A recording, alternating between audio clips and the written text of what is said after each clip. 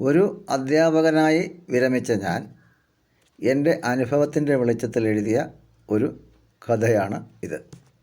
ആദ്യം ഈ കഥയൊന്ന് കേട്ടു നോക്കൂ. ഞാൻ ഈ കഥയ്ക്കിട്ടിരിക്കുന്ന പേര് മിടുക്കൻ എന്നാണ്. മഹാകുസൃതിയാണ് അബു. 1-ാം ക്ലാസ്സിൽ പഠിക്കുന്നു. വയസ്സ് 5 ആയിട്ടുള്ളൂവെങ്കിലും വലിയ വായിലേ സംസാരിക്കൂ. എല്ലാവരോടും എടുത്തടിച്ച മറുപടി. പഠിക്കാൻ മിടുക്കനാണ്. ഒരിക്കൽ അവൻ ക്ലാസ്സിൽ പഠിച്ചുകൊണ്ടിരുന്നപ്പോൾ അവൻ്റെ അടുത്തിരുന്ന ഒരു കുട്ടി അവൻ്റെ പെൻസിൽ ചോദിച്ചു. ഈ പെൻസിൽ എൻ്റെ ബാപ്പ ഗൾഫിൽ നിന്ന് കൊണ്ടുവന്നതാണ്, ഞാനിത് തരില്ല, അബു പറഞ്ഞു. പെൻസിൽ ലഭിക്കാത്തതിൽ ദേഷ്യം വന്ന കൂട്ടുകാരൻ പെൻസിൽ പിടിച്ചു വാങ്ങി പുറത്തേക്ക് ഒരേറ്. അബു നിധി പോലെ കാക്കുന്ന പെൻസിലാണത്. അബുവിന് സഹിക്കാനായില്ല. നിയന്ത്രണം വിട്ട് പെട്ടെന്ന് അവൻ കൂട്ടുകാരൻ്റെ കരണം നോക്കി ഒരടി പൊട്ടിച്ചു. അടി കൊണ്ട് കൂട്ടുകാരൻ നിലവിളിക്കാൻ തുടങ്ങി. ബ്ലാക്ക് ബോർഡിൽ എഴുതിക്കൊണ്ടിരുന്ന അധ്യാപകൻ കരച്ചിൽ കേട്ട് കാര്യം അന്വേഷിച്ചു. കുറ്റം 2 പേരുടെ ഭാഗത്തുമുണ്ട്. എങ്കിലും ഒരു പെൻസിൽ പുറത്തെറിഞ്ഞതിന് കരണത്തടിക്കുന്നത് ശരിയാണോ? എന്തിനാടാ നീ അവൻ്റെ ചെകിടത്തടിച്ചത്?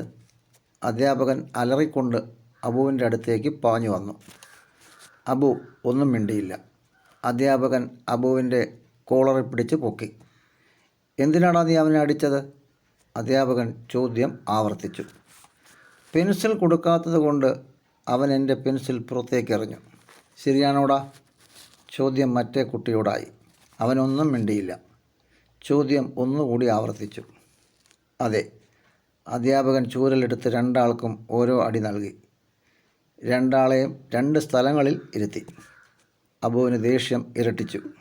ഞാൻ എൻ്റെ ബാപ്പയെ നാളെ വിളിച്ചു കൊണ്ടുവരും, അധ്യാപകനെ നോക്കി അവൻ പറഞ്ഞു. എന്തിനാ?